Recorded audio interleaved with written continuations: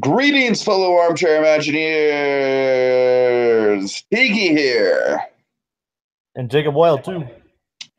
and welcome to another thrilling installment of Tiki's Universe. It's the show where we cover a whole myriad of animated programming, including Big Hero 6, Steven Universe, and today we're covering DuckTales, a woohoo! Yes, and so folks, I apologize for us kind of taking a week-long hiatus from DuckTales. Last week was just really hectic on my end. Absolutely not Jacob's fault at all. But this week, we're going to do a double dose. We're going to be talking about last week's episode and this week's episode in one podcast. So it's basically going to be two podcasts for the price of one. So we're going to be talking about Jaws, and then we're also going to be talking about it's got a really long title to it. The Golden Lagoon, White Agony. That's the one. Thank you, Jacob. Thank you. You're welcome. All right, so Jacob, it's been a minute. How you been? Doing fine. How about yourself? I'm okay. How's the heat up there, Jacob? Hot. Yeah, same here. It's funny. I was actually, as you know, I was planning on going to Ohio in August, but that kind of fell through in favor of a trip to Disney World in December. And judging by the heat, I'm kind of glad that I stayed away, with all due respect. It's quite hot up here. Yep. Anyways, so we're just getting off of Mystery at McDuck McManor, which for my money might have been, if not the best episode of the series, certainly my personal favorite, just because I love myself a good murder mystery. It had a great reveal with Duckworth's ghost, fear for your children's souls in the presence of Duckworth's ghost. The scariest thing ever. Yeah, it also had a whole host of like supporting villains. Like we got a little Gan Gold action, we got some Mob Beagle action. It was just a really well put together episode. So episode 14 was Jaws, and of course we'll start with that. Jaws with a money sign for the S where the S should be. Yeah, Jaw dollar sign. Pretty much. So this is surprisingly kind of like a big culmination of the Lena arc. Like I wasn't expecting to see so much of the Lena arc all at once in this episode. Yeah, it's quite interesting to see. He got a lot more Magica too.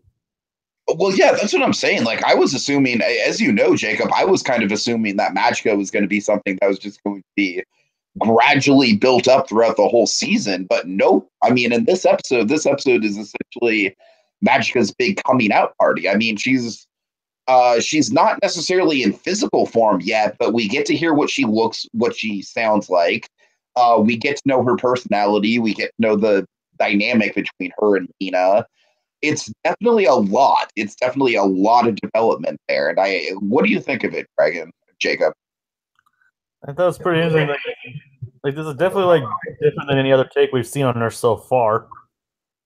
I mean, we've seen several different incarnations of like in the comics and the original series, but seeing her as like some kind of metaphysical ghost form is actually quite an interesting take on her.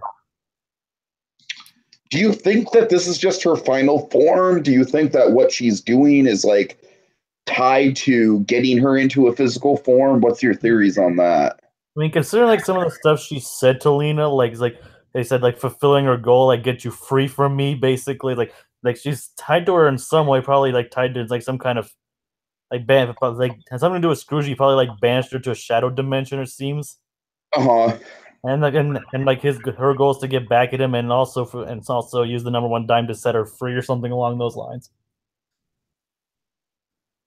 I mean, I don't know if that's where they're going with that, but I mean, again, she's going after his number one dime, which seems in this case, I mean, that's always been her goal.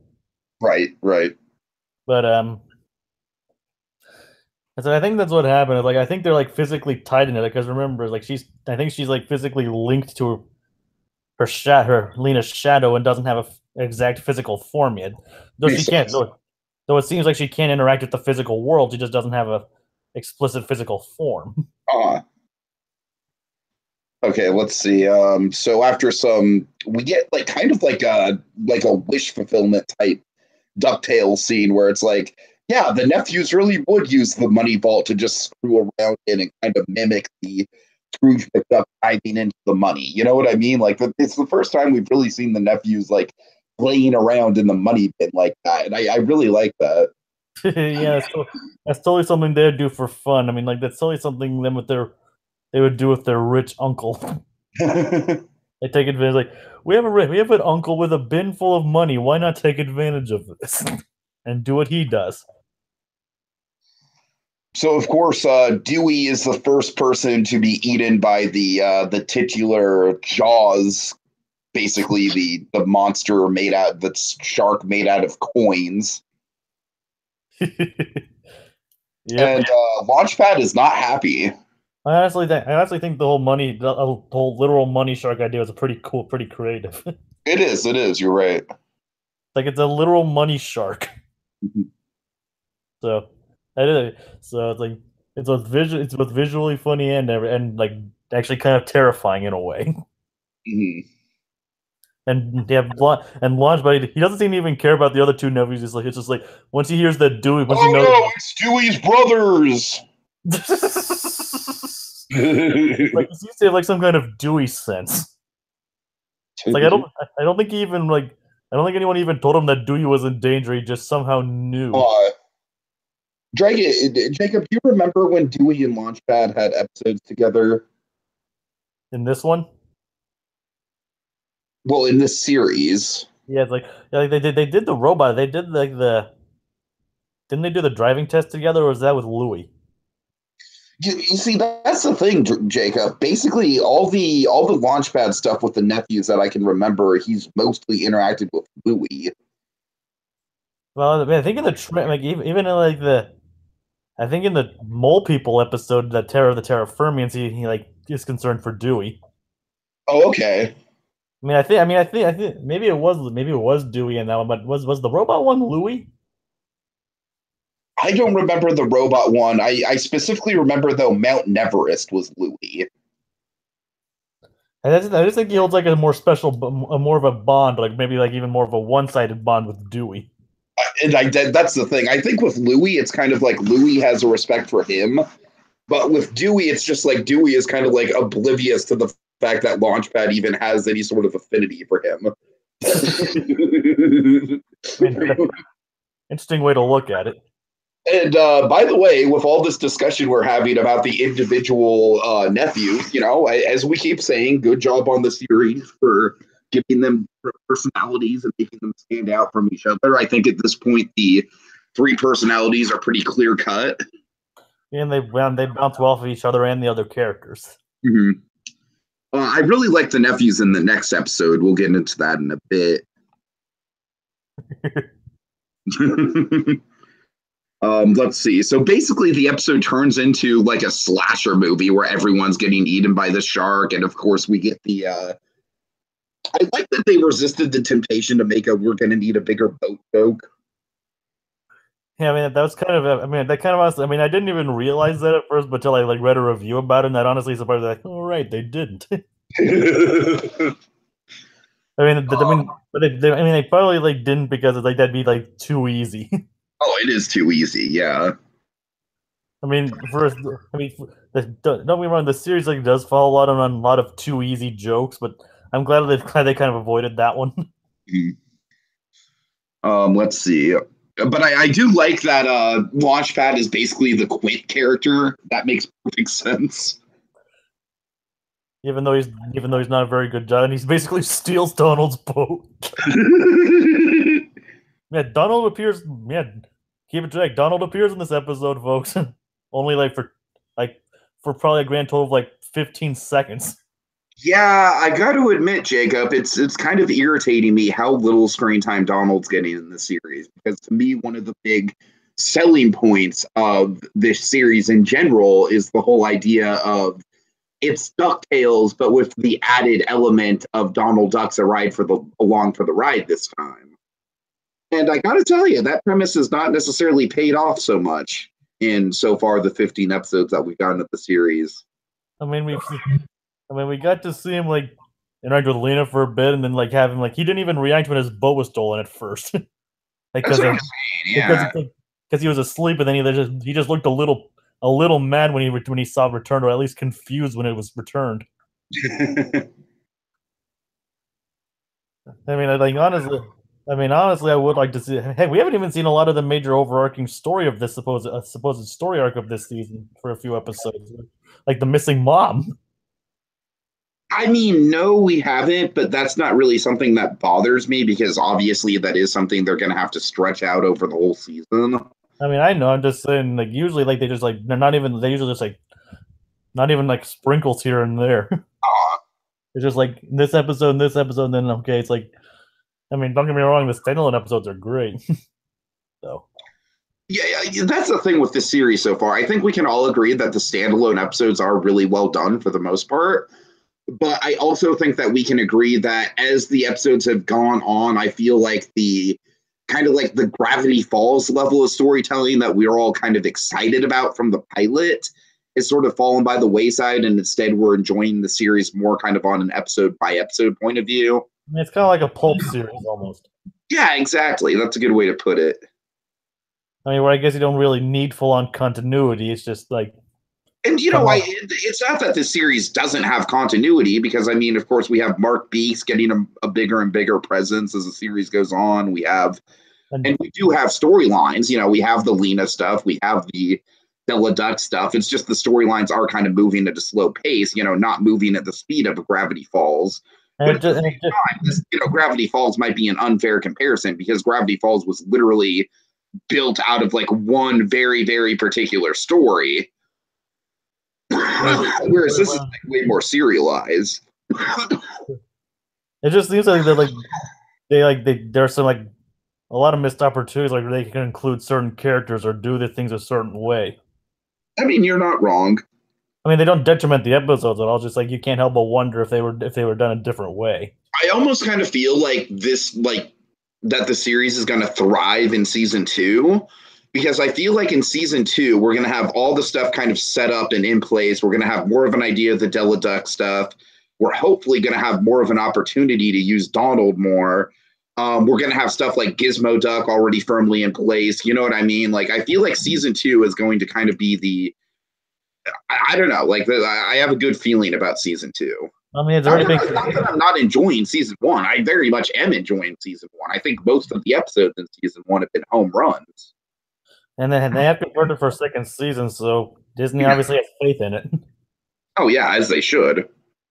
So, I mean, what else are we? I don't think we have Scrooge is actually heavily involved in this episode too. I mean, that's another thing that's been missing for a lot of these episodes. And basically, the next episode is going to be basically a Scrooge standalone episode, which was really nice. Yeah, it's like that's like the next episode is like the most we've ever seen of Scrooge, barring the pilot. So I guess is that a good transition? Unless you have anything else to talk about with Jaws. I mean, we haven't talked about like what happened with Scrooge, like or the conflicts or the end, like the resolutions or anything. Oh, go ahead. Go ahead. Like Scrooge is like we get to see like the end of Scrooge's adventure that took place where somehow a magic beanstalk almost destroyed half the town, but luckily missed an orphanage. Which, and by the way, with the interview, so the interviewee's name is Roxanne, right? Yeah, Roxanne Featherby. And Dragon, Jacob, take a wild guess as to who I was expecting to see when I heard the name Roxanne. Of course, I know who you're expecting to see. I was like, oh, this is it. They're finally going to confirm that this is taking place in the Goofy movie universe. This is it. Nope. I was like, oh, damn. And it makes me wonder if that background character really is Roxanne or not, Dragon, because that background character does look like a splitting image of Roxanne. I mean, it was most likely intentional. Uh-huh. But I like how she basically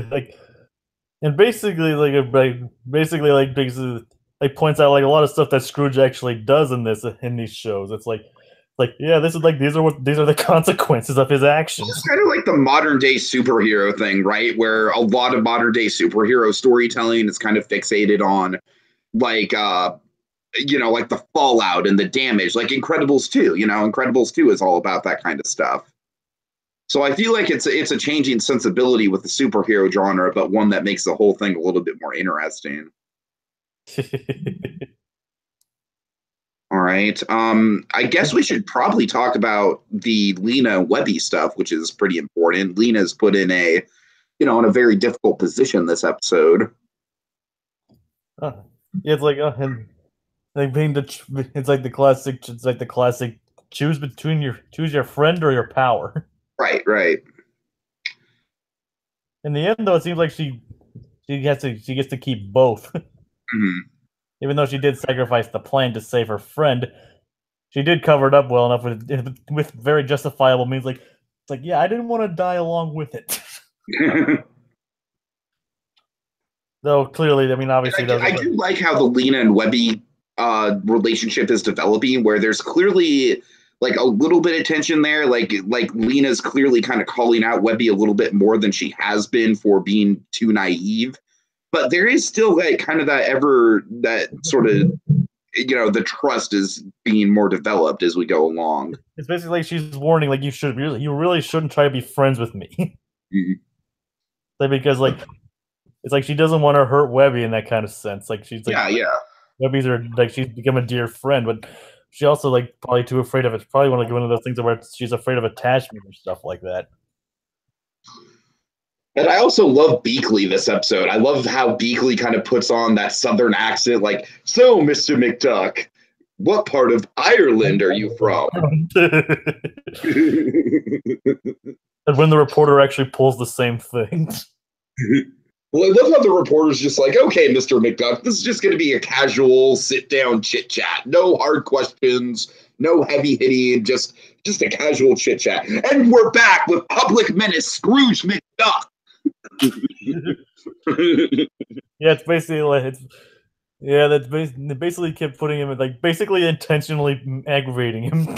He goes on a tangent. It seems like he goes on a very long tangent about Scotland. Yes. Separate for the United Kingdom. I think he and Ewan McGregor would get along. Ewan McGregor is another proud Scottish guy. But he could also be a good the high ground. Anyways. And then the ending of the episode was kind of surprising too, where everybody got to keep the money from Scrooge's money bin. Right.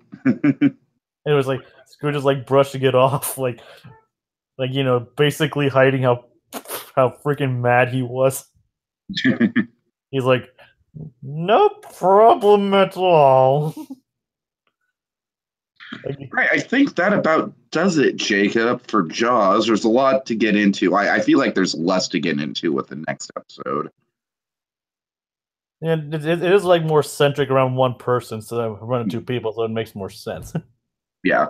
So you want to transition? On to the Golden Lagoon of White Agony Plains. Ooh, Scrooge has a girlfriend. Like that is like the nephews just being like really, really funny with their childlike demeanor. You know what I mean? People still do this. Tell us about your girlfriend. People still do that kind of thing in real life, so it's not far off. Right. Jacob, I've got to admit, I'm not crazy about this one. Okay, go on. There's a lot of stuff I do like about it. Like, I feel like I should like this episode more than I actually do, because it does have some like we already said, it's basically the series' first Scrooge standalone episode. You know what I mean? It very is heavily centered around Scrooge, which is great. And it's also got kind of like this classic sort of like Indiana Jones dynamic to it. It's got kind of a Raiders of the Lost Ark vibe to it. It's like one of this series' adventure episodes. Which actually does make sense, considering that Raiders is partly inspired by Scrooge McDuck. Sure. I think at the end of the day, my problem with this episode is it's a little repetitive. I can see that. It's basically just like Scrooge trusts Goldie. Goldie betrays Scrooge. Rinse, repeat for 20 minutes. I don't think he ever fully trusted her though. Well, yeah, but it's kind of just like this back and forth where it's just like, oh, I don't really trust you, but I'm going to go along with you. And then sure enough, it's like, oh, you shouldn't have gone along with me, Scroogey. And it's just kind of like, all right, like, it's all fine, but it's just kind of like there was nothing in it that wowed me. Well, Like I love myself a good DuckTales adventure episode, and this definitely provides that. And that's probably the best part of the episode is that it is a kind of a classic DuckTales adventure. But by the same point, I feel like the writing isn't nearly as strong as it was on the last couple episodes. I can see where you're coming from. Like especially compared to something like McMystery at McDuck McManor, I feel like the writing in that episode was super strong. Whereas this, it's like I said, it's good. It's just a little bit middle of the road. Let me tell you, by far my favorite section of it, though. I absolutely fucking love the Gan Gold stuff in this episode. Oh, Glom Gold was on point here. He was so funny. Like I love the fantasy sequence he has where he's like picturing like what was great about that, Jacob? Two things. A, I absolutely love the design of like how Glomgold pictures himself. Like all buff and just like it's like Glom Gold, your weight is the other way around. Oh my god, like that just cracked me up. And then also, Jacob, I love the animation in that sequence because the animation in that sequence truly is like comics come to life. Yeah, it's like cut out. It's like cut out comic book style. And like he's like, and I'll go play. I was like, I was there, and none of that happened. Like, and he had to put props to Glomgold at the end. He actually had a very well thought out victory and planned. He did. And like, can I just say, I'm loving Glomgold as kind of like the main villain of the series, but also the least threatening villain of the series. Like, I feel like that's a really good dynamic. Like, he's the villain who has the most screen time, but he's also the biggest comic relief. Basically, it kind of reminds me of like a Kim Possible villain almost. Yeah, he is kind of Draken-esque. That's a good comparison. I like that. He just thinks he's like this big threatening villain, but when really like it's like the other people that are around him that are more threatening. Like, right, yeah. Like he openly admits, even like a Mojo Jojo almost. I am from Gold. This is my plan. Oh my god. Can you imagine if like Mojo Jojo still had his voice, but it was more of a still like his deep voice like then, like deep scrubbly voice, but it was like almost had a Scottish accent. Oh my god. I am Mojo Jojo. I am from Oh god. All right. Let me see. I guess we should probably talk about just the characterization of Goldie in general, which I did really like. What I really like about Goldie is that she's kind of like a classic like film noir femme fatale. You know what I mean? She kind of reminds me of like the original how Catwoman was originally envisioned. She's kind of like if Scrooge was Batman, she kind of reminds me of Catwoman. Right. Like like as you pointed out, like a femme fatale and all that. Yeah, I love her voice. I love her design as well. And I like how they point out the logic in their ages too. Which, yeah, that's kind of a reveal, right? Scrooge was around during the goddamn gold rush. I mean, that's to keep it consistent with the comic books, but I like how they actually find ways to make it make sense of how he's still alive. At this point, Scrooge is like Mr. Burns levels of old. Several almost well over 100 years old. I mean, it's technically also that was a wrinkle in the story I was not expecting. Which is also kind of in line with the comics too, because in some stories he actually did as how Goldie actually mentioned she found a fountain of youth in Wrong Way. And which actually shout out to the movie, the original series Wrong Way. Sure. It's one of the stories actually did have Scrooge finding a fountain of youth.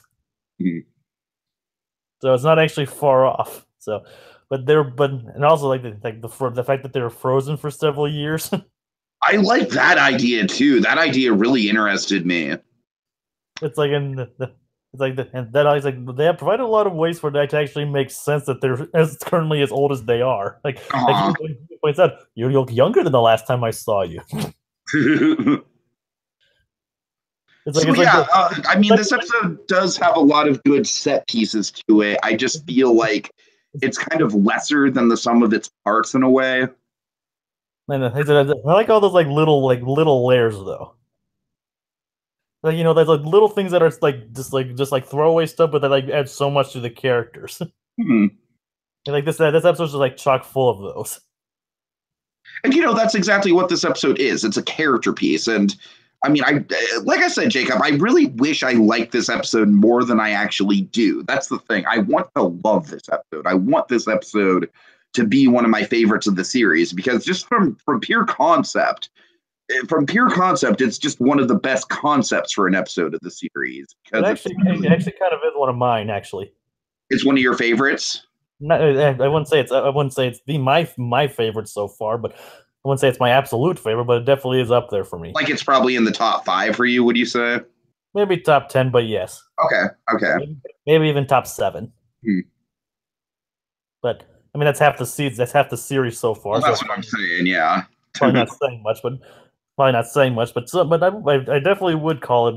I mean, I just really like the character piece, and I kind of. For me, it kind of lies like somewhere like right in the middle of the episodes. Like I would say it's like right like number 7 out of 14. You know what I mean? If I were to rank them, like it's definitely not the most mediocre episode that we've gotten of the show, not by a long shot. That would be the Gladstone Gander episode. It definitely doesn't reach the heights of something like McDuck McMystery or Mount Everest. I just really appreciate like David Tennant's performance here too. Tennant's performance is really on point for sure. It's like you could just definitely like he gets to express so much emotion in this one like that he doesn't get to portray in this series yet. Mm-hmm. I mean, like the wider range than ever before. So, like just for like those reasons alone, that I really just appreciate this episode.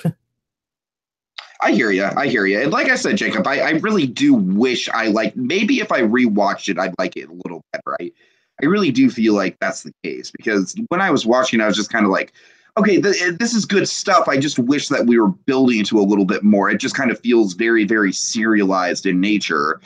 But I think by that same point, that's kind of the point. It is kind of like it does very much feel like an Indiana Jones style serial. So it is a successful episode in that way. It's just maybe not the type of DuckTales episode that I'm necessarily drawn to. I also really like the ending though. Oh. I mean, like how everything came together. Like it's like the eye of the Demogorgon reveal and all that. Like how it all worked together. Sure. I mean, I just thought it was a really well put together episode. It is. Okay, I think that's about it, Jacob. So we will be back with this week's Big Hero 6 episode on Tuesday. And then next Saturday, as always, we will be covering the next DuckTales, which is Day of the Only Child. And then from there... Is that a synopsis yet? No, it doesn't have a synopsis yet.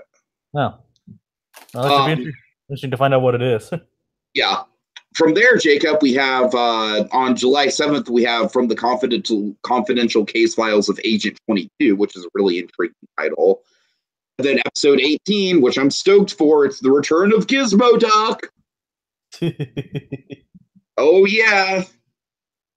And that's how fun. Many episodes are in the season, Jacob? I feel like we're kind of nearing the finale.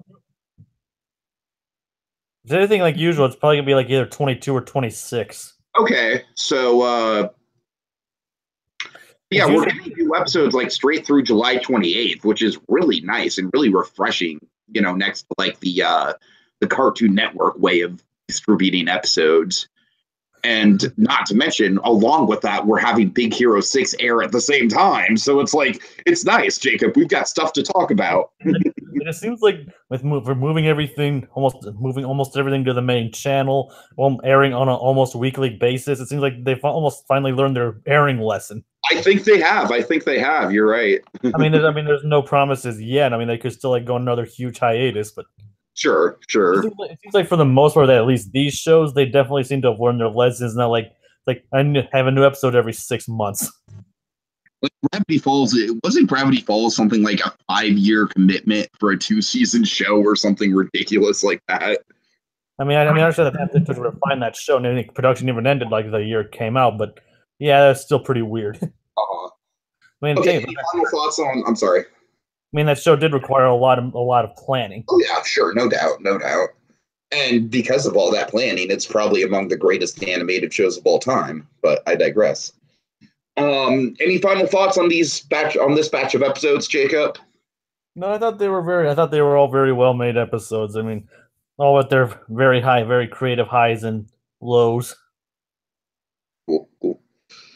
All right, so thank you so much for watching, folks. Remember, we'll be back again this coming Tuesday for Big Hero 6, and usually we'll be doing every Saturday for DuckTales for the near future. So come back next time, and woohoo!